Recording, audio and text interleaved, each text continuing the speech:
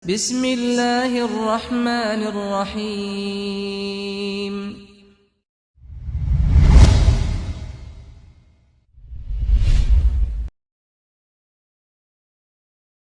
بسم الله والصلاة والسلام على رسول الله وعلى آله وصحبه وأتباعه ومن والاه. أحييكم بتحية الإسلام. السلام عليكم ورحمة الله وبركاته. الحمد لله الذي هدانا لهذا وما كنا لنهتدي لولا أن هدانا الله. الحمد لله الذي بنعمته تتم الصالحات. أشهد أن لا إله إلا الله وحده لا شريك له وأشهد أن محمدا عبده ورسوله صفيه وخليله الذي لا نبي ولا رسول بعده. اللهم صل وسلم وبارك على نبينا محمد صلى الله عليه وسلم وعلى آله وأصحابه وأتباعه ومن سار على نهجه واستنى بسنته واتبعهم بإحسان إلى يوم القيامة. أما بعد، ولقد قال الله تعالى في كتاب العزيز وهو أصدق القائلين وتزودوا فإن خير الزاد التقوى. Perbanyaklah oleh kita semuanya mencari perbekalan. Fa inna khairaz zadi taqwa. Sesungguhnya sebaik-baik bekal yang akan kita bawa di hadapan Allah Azza wa Jalla tiada lain adalah ketakwaan kita, keimanan kita, amal saleh kita. Jamaah rahimani wa rahimakumullah yang dimuliakan oleh Allah Subhanahu wa taala. Kita akan memasuki satu hadis, yaitu hadis qudsi, ya. Hadis ini diriwayatkan oleh seorang sahabat, yaitu Jundub ibnu Junadah, atau yang dikenal dengan Abu Dzar Al-Ghifari radhiyallahu anhu. Yang di sini ada beberapa poin jemaah. Fima yarwihi an rabbih tabaraka wa ta'ala. Jadi kalau hadis qudsi itu ada kata-kata yang spesial daripada hadis-hadis nabawi. Yaitu fima rawa atau yarwihi an rabbih azza wa jalla. Sebagaimana yang telah disampaikan oleh Allah Subhanahu wa ta'ala. Jadi Allah Subhanahu wa ta'ala memanggil kita semua jemaah.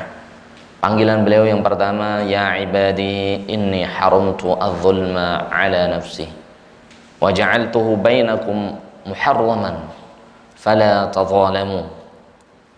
Allah Subhanahu wa ta'ala mengingatkan yang pertama, ya ibadi inni haramtu adz-dzulma. Wahai hamba-hambaku, sesungguhnya aku mengharamkan kepada kalian semuanya dan kepada diriku, ini Allah Ta'ala, az-zulma, yaitu berbuat zalim.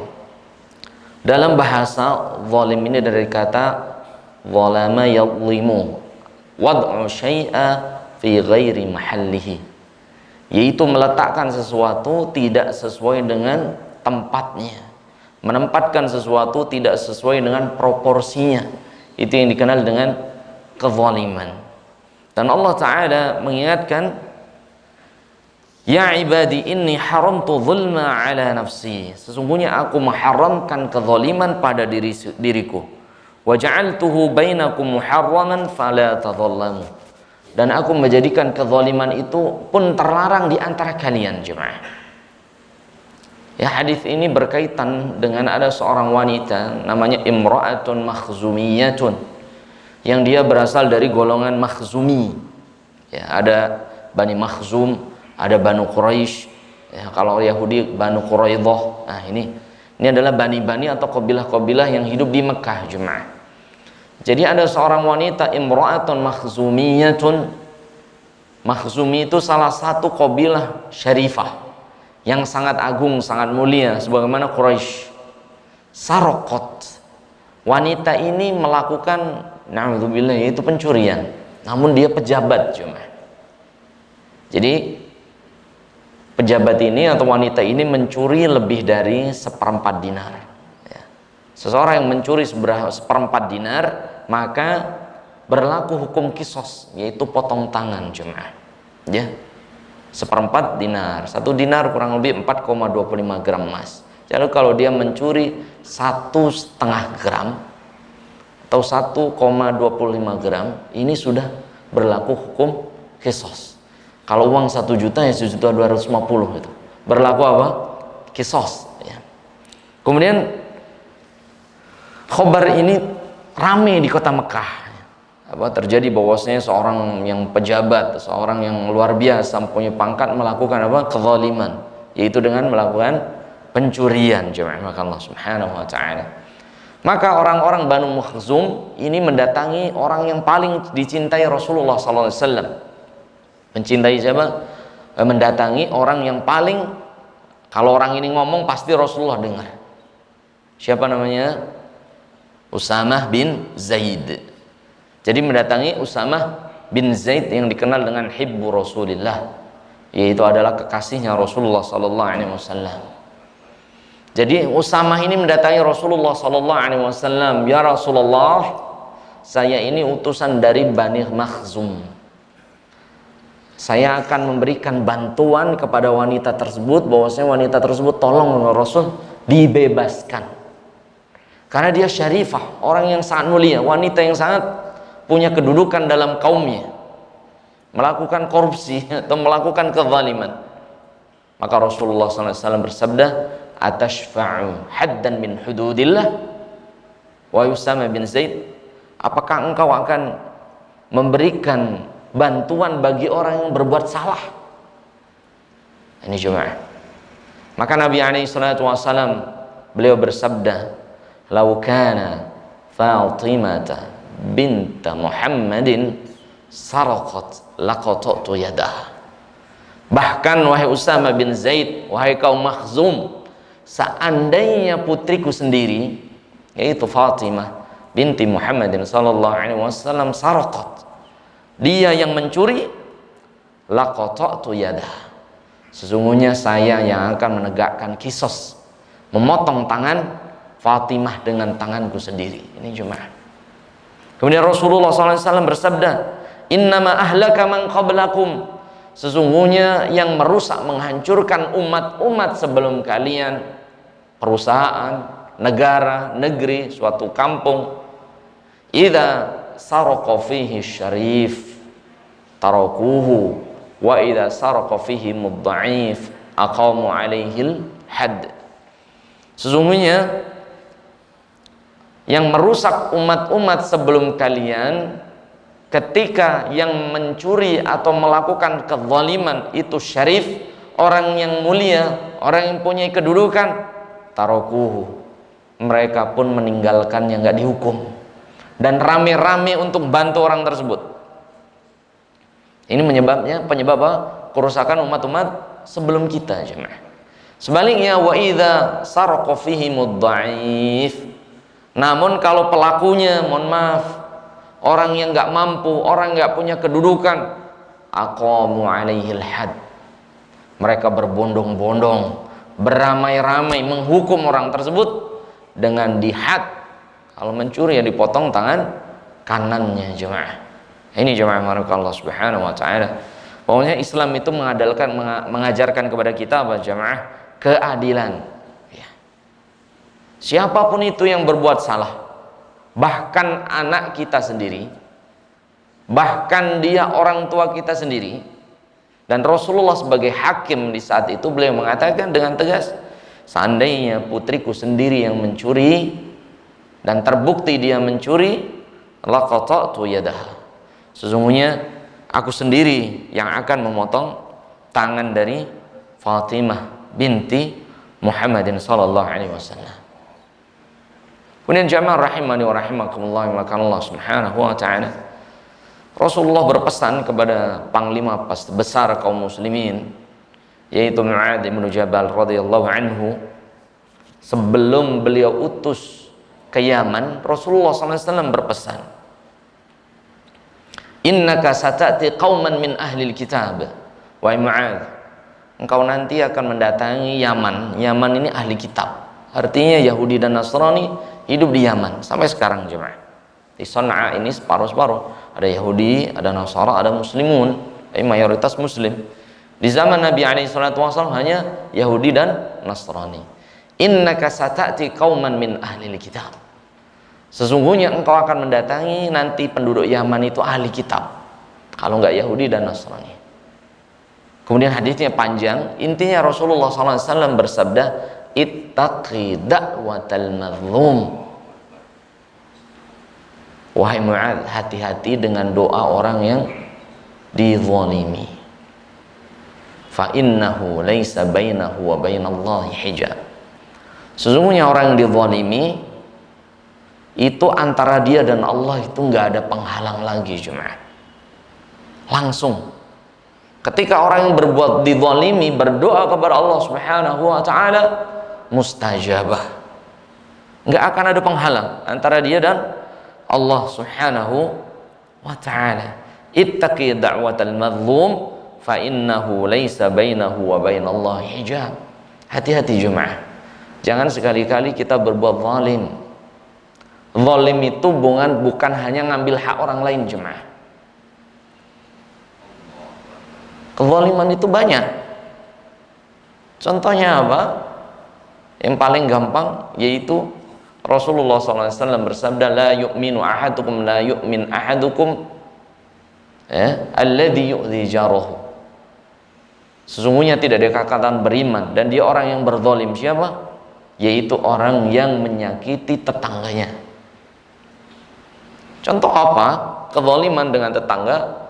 Antum nyetel musik kencang-kencang, nyetel lagu kencang-kencang, tetangga sedang tidur. Ini kezaliman. Buang sampah keselokan tetangganya, ini kezaliman. Ngegas-ngegas motor, macam-macam ini kezaliman, jemaah. Rasulullah SAW bersabda, ittaqi da'watal mazlum fa innahu laisa bainahu wa bainallahi hijab. Sesungguhnya doa orang yang dizalimi ini pasti dijabah oleh Allah Subhanahu wa taala dan tidak ada antara dia dan Allah penghalang. Ya. Oleh sebab itu jangan sekali-kali berbuat zalim.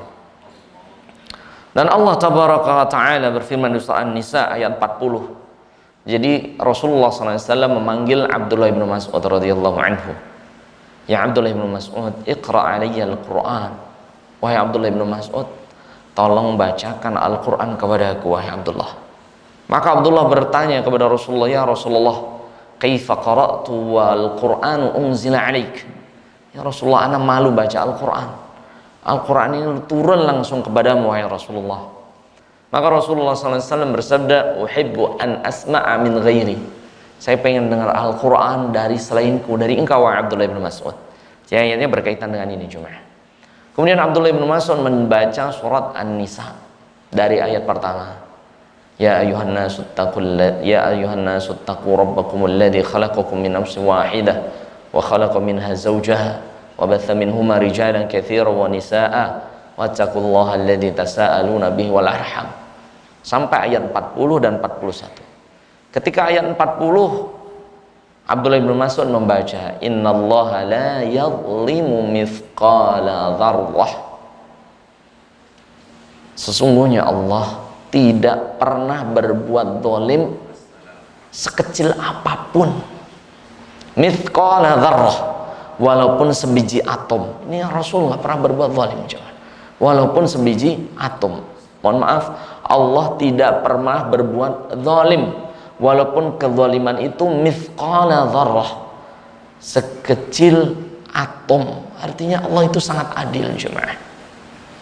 Allah apa? Sangat adil. Kemudian sampai ayat 41, fa kaifa idza ji'na min kulli ummatin bisyahid wa ji'na bika 'ala haula'i syahida. Fa kaifa idza ji'na min kulli ummatin bisyahid. Ya Allah, ya Rasul, ya Muhammad, sesungguhnya engkau nanti akan menjadi saksi atas umat-umat sebelum kalian. Wajibna ala haula'i syahidan, dan engkau akan menjadi saksi atas umatmu sendiri. Mendengar ayat ini Rasulullah SAW baka hatta ihdalla lihyatahu. Rasulullah SAW nangis sampai jenggotnya basah, jemaah. Jadi kalau antum nangis yang basah jenggotnya atau dagunya yang dipanjangkan jenggotnya. Ya, ini jemaah. Jadi Rasulullah SAW itu sayang kepada kita. Sehingga Rasulullah SAW selalu berdoa, Allahumma ighfir li ummati fa innahum qaumun la ya'lamun. Jadi ketika Rasulullah ke Taif disakiti oleh orang-orang Taif, dilempari batu. Sampai sebagian gigi Rasulullah SAW tanggal atau lepas. Kemudian datang Jibril alaihi salatu wassalam berkata, ya Muhammad, wahai Muhammad, berdoalah kepada Allah agar aku memindahkan gunung ini menimpa penduduk Taif. Maka Rasulullah SAW, orang yang dizalimi, apa doa Rasulullah SAW? Semoga Allah mengampuni umatku karena sesungguhnya mereka adalah orang-orang yang tidak ngerti. Ini Rasulullah. Dan Rasulullah itu sangat sayang kepada umatnya. Sekali lagi jemaah Allah Subhanahu wa taala, ya, Allah taala dengan tegas, Allah taala dalam hadis qudsi berfirman, ya ibadi inni haramtu dzulma ala nafsi wa ja'altuhu bainakum muharraman fala tadzalamu. Wahai hamba-hambaku, sesungguhnya aku mengharamkan kezaliman pada diriku dan aku menjadikan kezaliman itu haram atas kalian juga. Haram jemaah. Sekali lagi, bagaimanapun posisi seseorang dalam kaumnya, kalau dia berbuat salah, maka Islam mengajarkan berlakulah adil. Sekali lagi, wanita makhzumiyah yang wanita itu bangsawan, dia melakukan penipuan atau mohon maaf mengambil hak orang lain lebih dari 1/4 dinar, maka Usamah bin Zaid mendatangi Rasulullah SAW agar wanita ini dibebaskan. Maka Rasulullah SAW beliau bersabda, lau kanat Fatimah binti Muhammadin saraqat laqata'tu yadah. Jangankan wanita itu yang mencuri, kalau anakku sendiri yang mencuri, Fatimah radhiyallahu anha, dan dia mencuri dan jelas-jelas mencuri, saya sendiri yang akan apa jemaah? Memotong tangan anakku sendiri. Dan sesungguhnya umat-umat sebelum kita binasa itu, kenapa Rasul bersabda penyebabnya adalah kalau melakukan kejahatan orang yang kaya, mereka berbondong-bondong membantunya dan melepaskannya. Adapun kalau yang mencuri itu orang-orang miskin, orang-orang yang fakir, maka mereka bersegera untuk menghukumnya. Bahkan berapa banyak orang nyuri sendal itu mati dibakar cuma. Nyuri kotak amal mati dibakar jemaah. Adapun orang yang nyuri uang negara miliaran, triliunan, bebas jemaah. Ini adalah kerusakan suatu umat dan suatu negara, fangtadirusa'ah. Tinggal nunggu kehancuran suatu negeri tersebut, suatu kaum tersebut, ataupun na'udzubillah suatu perusahaan tersebut jemaah. Yang kedua, Rasulullah SAW, Allah tabaraka ta'ala mengingatkan kepada kita. Ini hadisnya panjang. Ya ibadi kullukum dhalun illa man hadaitu fastahduni ahdikum. Allah memanggil kita kembali jemaah. Kullukum dhalun. Sesungguhnya kalian semuanya itu dalam kesesatan. Illa man hadaituhu. Kecuali orang-orang yang aku berikan hidayah. Fastahduni. Mintalah petunjuk hidayah kalian kepadaku, ahdikum. Niscaya aku akan memberikan petunjuk kepada kalian semuanya. Dan kita dalam salat kita selalu berdoa, ihdinas shiratal mustaqim. Ya Allah, berikanlah hidayah petunjuk kepada kami, yaitu jalan-jalan yang lurus. Shiratal ladzina an'amta 'alaihim, yaitu jalan-jalan yang Engkau berikan nikmat kepada mereka. Jalannya para nabi dan Rasul jamaah Allah Subhanahu wa ta'ala. Jadi tugas kita itu meminta hidayah kepada Allah Subhanahu wa ta'ala. Kalau kita ingin mendapatkan kebaikan agama Allah Subhanahu wa ta'ala, yaitu dengan menuntut ilmu, nggak ada lagi cara jamaah. Nabi SAW bersabda bahwasanya talabul ilmi fardhatun ala kulli muslimin. Di riwayat lainnya ala kulli muslimatin. Dalam riwayat Tirmidzi, Rasulullah SAW bersabda, talabul ilmi, mencari ilmu, menuntut ilmu itu fardhatun, wajib jemaah. Sebagaimana sholat, fardhu ain. Seharian itu harus ada ilmu yang kita fahami, dan ada dalam satu hari itu ilmu yang kita serap. Kalau nggak ada ilmu salam satu hari itu dosa kita jemaah. Ya. Kalau nggak ada ini lewat sosial media, tapi lihat-lihat ustadznya yang berkompeten dan ustadz-ustadznya yang ilmiah, sesuai dengan Al-Quran dan Sunnah Rasulullah alaihi salatu wassalam. Bahkan Nabi alaihi salatu wassalam beliau bersabda, "Man yuridillahu bi khairan yufaqihu fid din." Barang siapa seseorang yang Allah inginkan kebaikan. Hadis ini diriwayatkan oleh sahabat Muawiyah bin Abi Sufyan radhiyallahu anhu.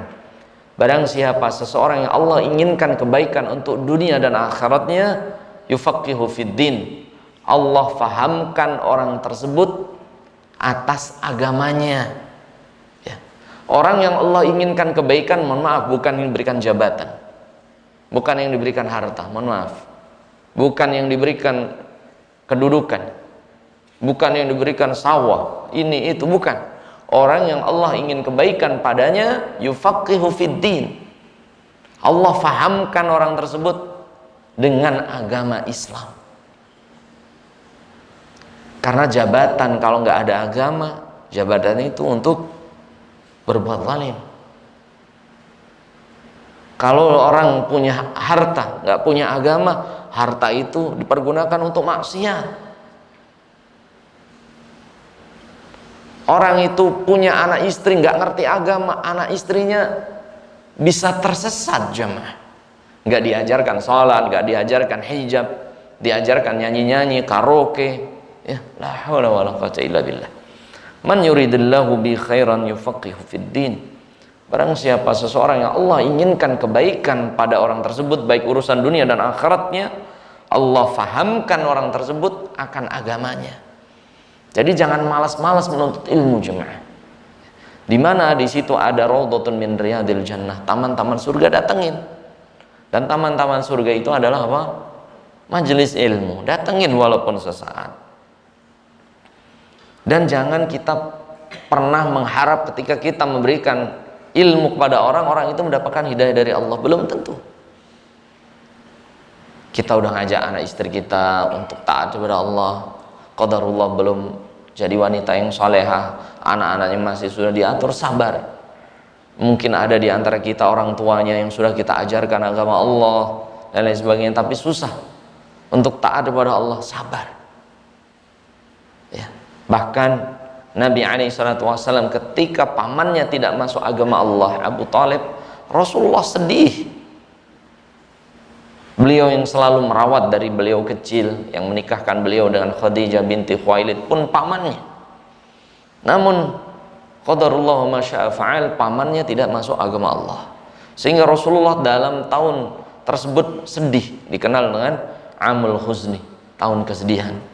Karena pamannya mati dalam kekafiran, tidak lama setelahnya istrinya Khadijah binti Khuwailid pun meninggal dunia. Sampai turun ayat untuk hiburan kepada Rasulullah SAW di surah Al-Qasas ayat 56, innaka la tahdi man ahbabta walakinnallaha yahdi man yasha. Innaka la tahdi man ahbabta, sesungguhnya wahai Muhammad, engkau tidak bisa memberikan hidayah kepada orang-orang yang engkau cintai, nggak bisa. Walakinnallaha yahdi man yasha, namun hidayah itu milik Allah, tugas kita nyampaikan. Adapun hidayah masuk ke hati, itu adalah urusan Allah Subhanahu wa ta'ala. Yang paling penting kita mengajak orang yang paling harus kita ajarkan agama, anak istri kita.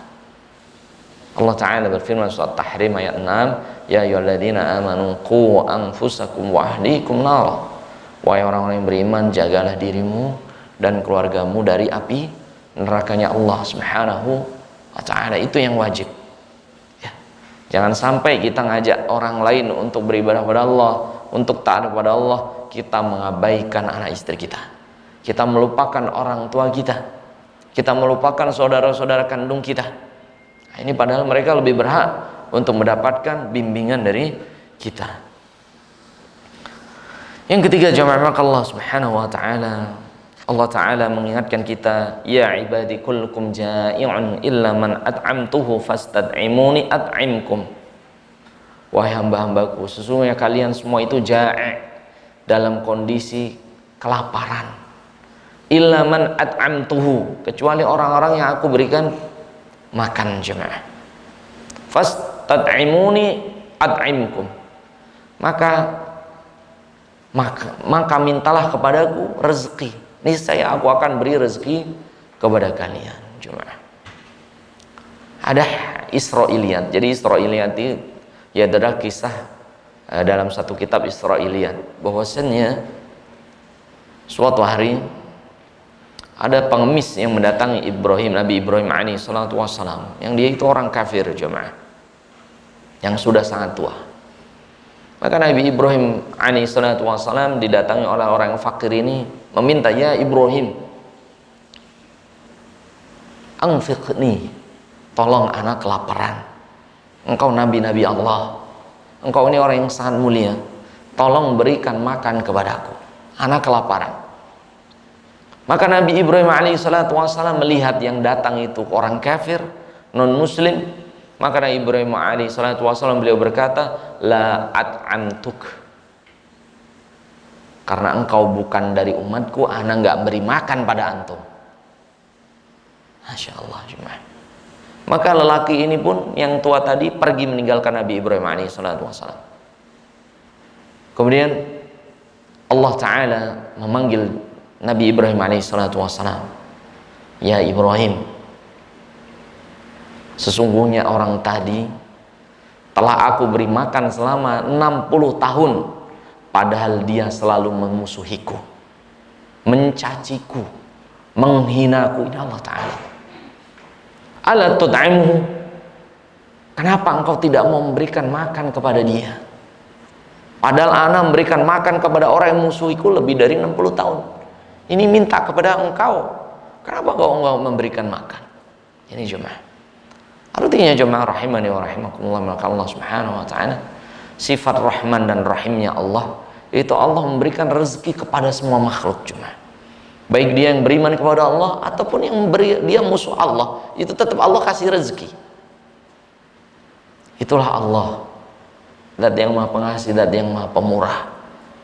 Kalau manusia itu milih-milih kadang. Orang yang baik dengan aneh baik dengan dia. Orang yang jelek dengan aneh jelek juga dengan dia. Allah tidak, Pak. Orang yang buruk dengan Allah, nggak punya akhlak kepada Allah, bahkan dia memusuhi Allah, Allah tetap kasih apa? Rezeki. Ya. Intinya apa jemaah Allah Subhanahu wa taala, dalam muamalah kita itu harus baik kepada muslim ataupun non muslim. Nabi Ibrahim dapat teguran dari Allah Subhanahu wa taala, ya Ibrahim, orang ini memusuhiku. Enggak memusuhi kamu, enggak musuhi engkau, ya Ibrahim. Dia cuma minta makan dengan dia telah anu berikan makan 60 tahun. Padahal dia enggak menyembahku, padahal dia memusuhiku. Maka Nabi Ibrahim alaihissalatu wassalam mendengar ini, langsung memanggil lelaki tadi dan minta maaf. Ya. Terus laki-laki ini mengatakan, siapa yang menyuruh engkau untuk memberikan makan sekarang, wahai Ibrahim? Maka ini Nabi Ibrahim, beliau mengatakan, sesungguhnya Allah Tabaraka wa Ta'ala, Allah Ta'ala berfirman bahwasanya engkau itu memusuhi Allah 60 tahun. Namun Allah sangat rahmat rahimnya kepada semua makhluk, engkau tetap diberikan makan oleh Allah Subhanahu wa Ta'ala. Maka aku pun akan berikan makan kepadamu. Dengan mendengar ini, orang Bani Israel tadi apa? Masuk Islam. Akhlak jemaah, akhlak. Mohon maaf, kadang kita dengan orang-orang non muslim cuek, ya, memusuhi. Bahkan di suatu kampung ada anjing lewat dipukulin sampai mati. Ini salah jemaah. Apa salah anjing? Nggak boleh jemaah. Ya. Misalnya ya, ada suatu kampung ini, kalau ada anjing masuk ke kampung itu dikejar-kejar, ditimpukin, kalau bisa sampai mati. Ini makhluk Allah, nggak boleh cuma. Ya Rabb, ini memang Allah Subhanahu wa Ta'ala. Jadi yang memberi makan itu Allah Subhanahu wa Ta'ala. Ya ibadi kullukum ja'i'un illa man at'amtuhu fastad'imuni at'imkum. Wahai hamba-hambaku, sesungguhnya kalian itu semuanya dalam kondisi kelaparan. Sesungguhnya semua rezeki itu di tangan Allah Azza wa Jalla. At'imkum, akulah yang memberi rezeki kepada kalian. Ini Allah Subhanahu wa Ta'ala. Jadi Allah nggak peduli mau dia muslim, non muslim, bahkan musuh Allah, tetap Allah berikan rezeki sesuai dengan porsinya. Inilah sifat Rahman dan Rahimnya Allah Subhanahu wa ta'ala.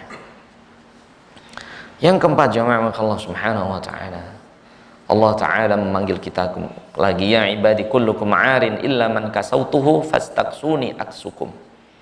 Wahai hamba-hambaku, kullukum 'arin, sesungguhnya kalian itu dalam kondisi tidak berbusana, mohon maaf, telanjang. Illa man kasautuhu, kecuali orang yang aku tutupi tubuhnya, fastaksuni aksukum, maka mintalah pakaian kepadaku, pasti aku niscaya akan menutupi kalian. Artinya, sebagian ulama mensyarahkan bahwasanya setiap kita itu telanjang itu artinya apa, Pak? Punya aib, punya dosa. Semuanya, jemaah. Gak ada manusia itu yang tidak punya dosa. Semua kita. Kullukum 'arin, setiap kalian itu telanjang. Mohon maaf, kalau orang normal berani nggak telanjang keluar rumah, Pak? Berani nggak, Pak? Kalau orang normal ya, berani nggak keluar rumah nggak pakai baju, sehelai kain pun?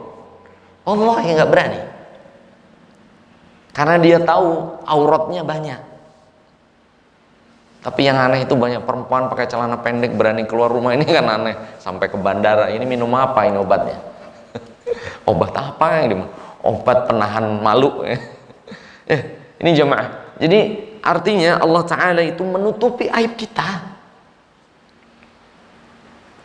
Bahkan Hasanul Basri rahimahullah ta'ala, beliau mengatakan, lau kana Allah yanzi'ul mar'u an satrihi la yakhruju ahadun min baitihi. Seandainya Allah tidak membuka aib seseorang, pasti nggak ada manusia yang keluar dari rumahnya. Nggak ada. Jadi mohon maaf, saya, antum, kita semuanya itu bukan baik, jemaah. Aib kita banyak. Namun Allah Subhanahu wa ta'ala itu satar, dan yang maha menutupi aib kita. Maka jangan kita membuka aib orang lain.